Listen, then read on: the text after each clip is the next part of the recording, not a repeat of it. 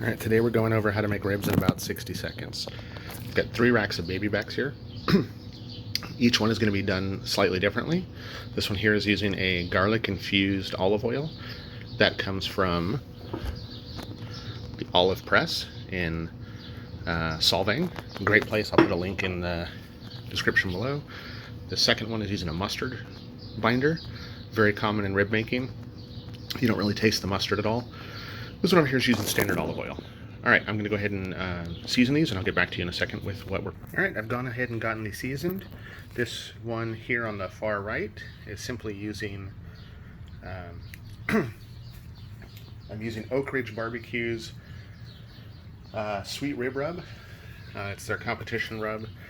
This one on the far right is using a mixture of paprika, red pepper flakes, and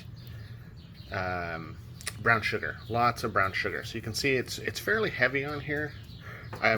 This is kind of like my sweet and heat rub. Right, and the center one is the most interesting one. The center one is using the mustard binder.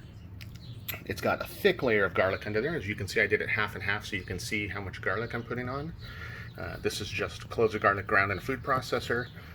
And then on top of that, I'm adding back the Oakridge Barbecue sweet rib rub.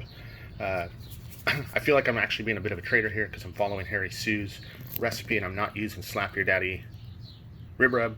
I'll tell you, Slap Your Daddy rib rub is great. I just don't have enough of it to do these ribs, and so I just went to Oakridge Barbecue.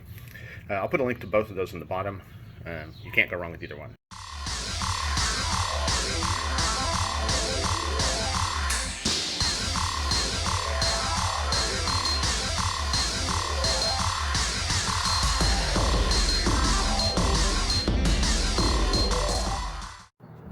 So here are 3 types of ribs. We've got our Harry Soo inspired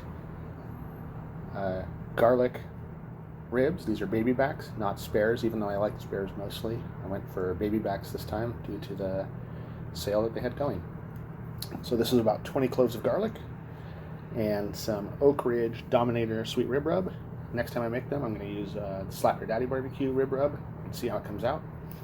Over here, I've got my sweet and heat custom rib rub. This is brown sugar, paprika, red pepper flakes, a little bit of chili powder, and misted with Dr. Pepper.